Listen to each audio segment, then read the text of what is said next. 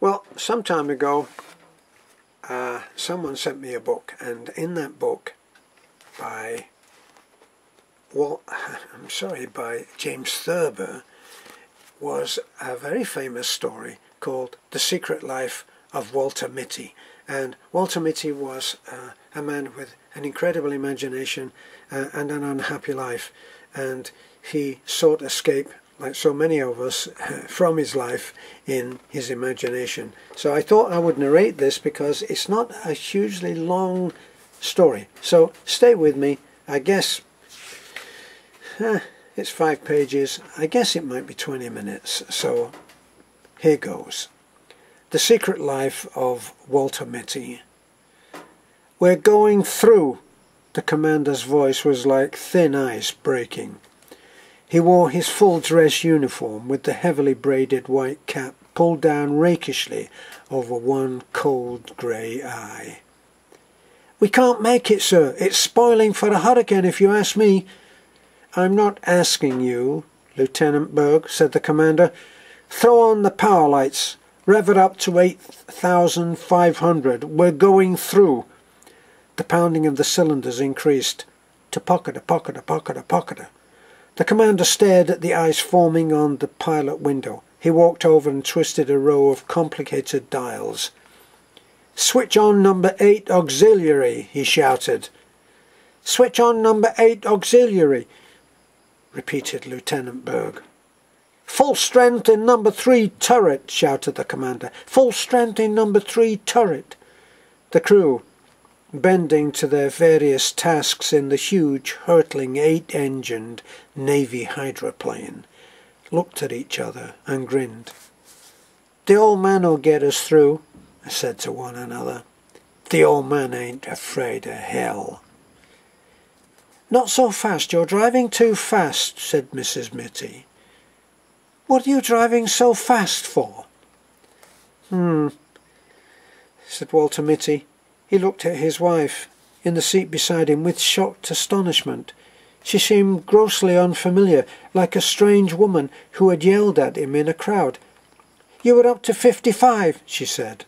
"You know I don't like to go more than 40. You were up to 55. Walter Mitty drove on towards Waterbury in silence. The roaring of the SN 202 through the worst storm in 20 years of Navy flying faded in the remote, intimate airways of his mind. "You're tensed up again," said Mrs. Mitty. "It's one of your days. I wish you'd let Dr. Renshaw look you over." Walter Mitty stopped the car in front of the building where his wife went to have her hair done. "Remember to get those overshoes while I'm having my hair done," she said. "I don't need overshoes," said Mitty. She put her mirror back into her bag. "We've been all through that," she said, getting out of the car. "You're not a young man anymore." He raced the engine a little. "Why don't you wear your gloves? Have you lost your gloves?" said Walter. Walter Mitty reached in a pocket and brought out the gloves. He put them on, but after she had turned and gone into the building, and he had driven on to a red light, he took them off again. "Pick it up, brother," snapped a cop as the light changed, and Mitty hastily pulled on his gloves and lurched ahead. He drove around the streets aimlessly for a time, and then he drove past the hospital on his way to the parking lot. "It's the millionaire banker, Wellington Macmillan," said the pretty nurse. "Yes," said Walter Mitty, removing his gloves slowly. "Who has the case?" "Dr. Renshaw and Dr. Benbow, but there are 2 specialists here, Dr. Remington from New York and Mr. Pritchard Mitford from London. He flew over." A door opened down a long, cool corridor, and Dr. Renshaw came out. He looked distraught and haggard. "Hello, Mitty," he said. "We're having the devil's own time with Macmillan, the millionaire banker and close personal friend of Roosevelt. Obstruosis of the ductal tract tertiary. Wish you'd take a look at this." "Glad to," said Mitty. In the operating room there were whispered introductions. Dr. Remington, Dr. Mitty. Dr. Pritchard Mitford, Dr. Mitty. "I've read your book on streptothriocosis," said Pritchard Mitford, shaking hands. "A brilliant performance, sir." "Thank you," said Walter Mitty. "Didn't know you were in the States, Mitty," grumbled Remington. "Calls to Newcastle, bringing Mitford and me up for a tertiary."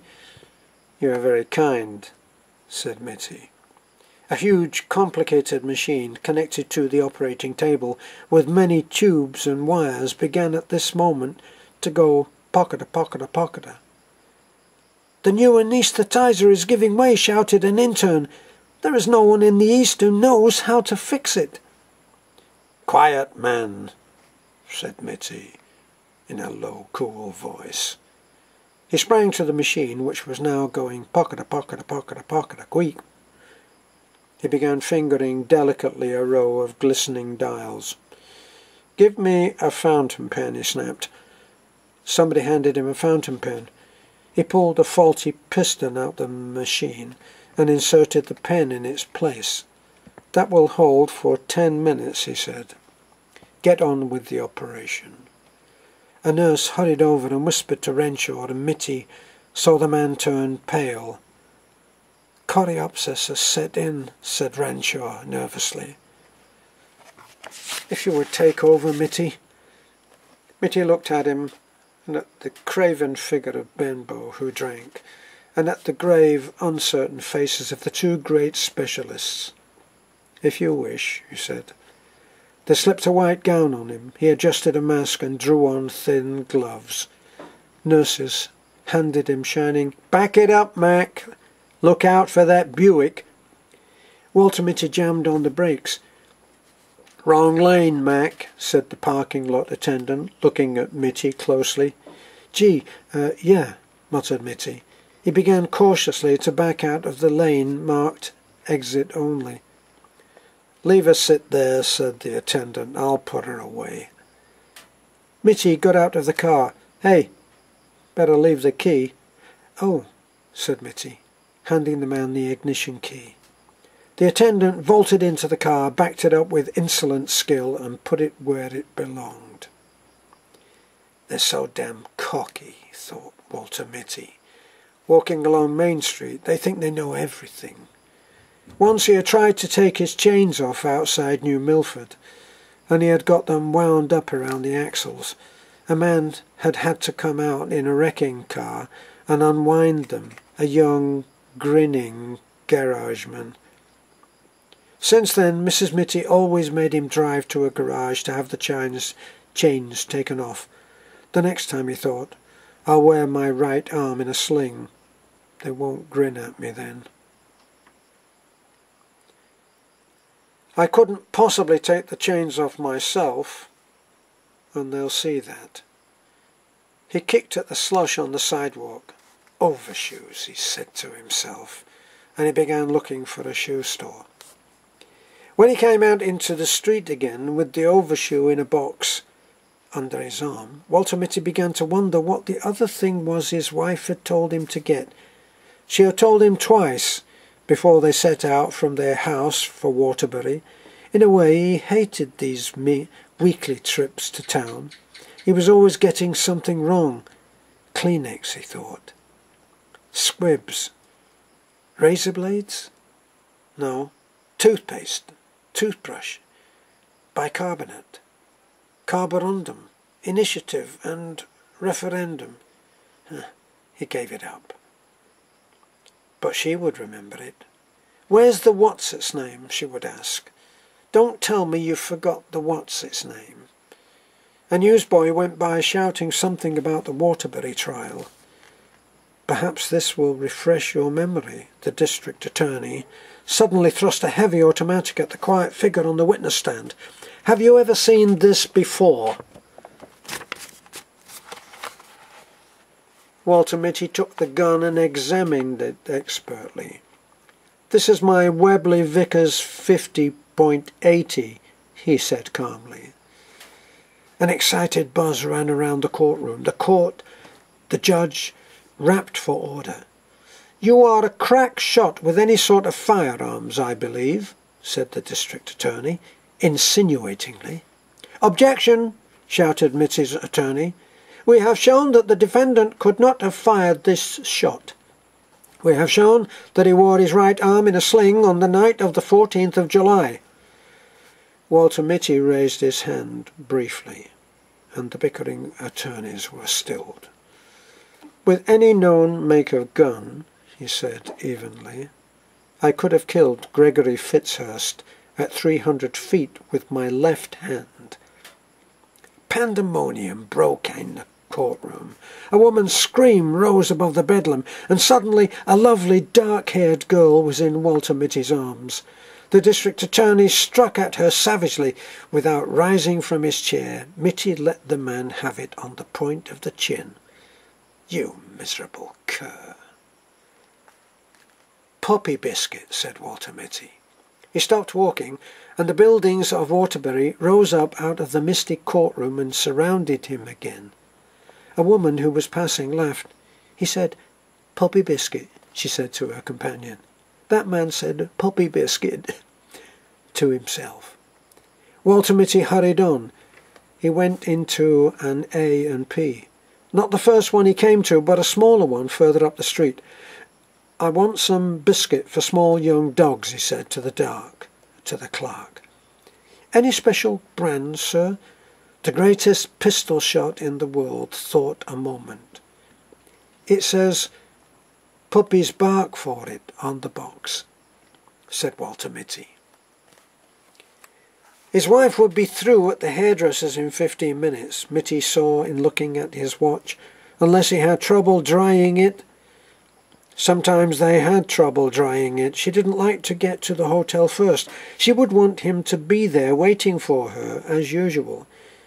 He found a big leather chair in the lobby, facing a window, and he put the overshoes and the puppy biscuit on the floor beside it. He picked up an old copy of Liberty and sank down into the chair. "Can Germany conquer the world through the air?" Walter Mitty looked at the pictures of bombing planes and of ruined streets. "The cannonading has got the wind up young Raleigh, sir," said the sergeant. Walter Mitty looked up at him through tousled hair. "Get him to bed," he said wearily. "With the others, I'll fly alone." "But you can't, sir," said the sergeant anxiously. "It takes 2 men to handle that bomber, and the Archies are pounding hell out of the air. Von Richtmann's circus is between here and Solier." "Somebody's got to get that ammunition dumped," said Mitty. "I'm going over. Spot of brandy?"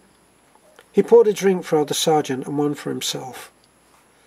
War thundered and whined around the dugout and battered at the door. There was a rending of wood and splinters flew through the room.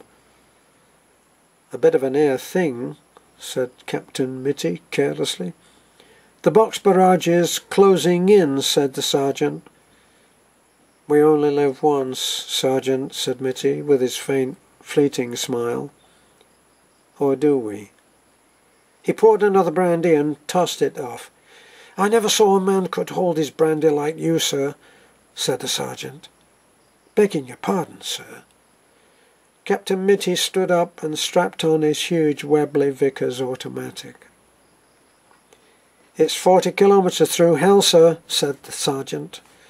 Mitty finished one last brandy. "After all," he said softly, "what isn't?" The pounding of the cannon increased. There was the rat-tat-tattling of machine guns, and from somewhere came the menacing pocketa-pocketa-pocketa of the new flamethrowers. Walter Mitty walked to the door of the dugout, humming "Auprès de ma blonde." He turned and waved to the sergeant. "Cheerio," he said. Something struck his shoulders. "I've been looking all over this hotel for you," said Mrs. Mitty. "Why do you have to hide in this old chair? How do you expect me to find you?" "Things close in," said Walter Mitty, vaguely. "What?" Mrs. Mitty said. "Did you get the what's-its-name? The poppy biscuit? What's in that box? Overshoes, said Mitty. Couldn't you have put them on in the store? I was thinking, said Walter Mitty. Does it ever occur to you that I am sometimes thinking? She looked at him. I'm going to take your temperature when I get you home, she said. They went out through the revolving doors that made a faintly derisive whistling sound when you pushed them. It was 2 blocks to the parking lot. At the drugstore on the corner she said, Wait here for me. I forgot something. I won't be a minute. She was more than a minute. Walter Mitty lighted a cigarette. It began to rain with sleet in it. He stood up against the wall of the drugstore, smoking. He put his shoulders back and his heels together. To hell with a handkerchief, said Walter Mitty scornfully. He took one last drag on his cigarette and snapped it away. Then, with that faint, fleeting smile playing about his lips, he faced the firing squad, erect and motionless, proud and disdainful. Walter Mitty, the undefeated, inscrutable to the last. Well, that's Walter Mitty. It's a very short story, but brilliant. Pocketa, pocketa, pocketa, pocketa. This is all from A Foreigner in the Philippines. Hey, I wasn't so far off. 16 minutes.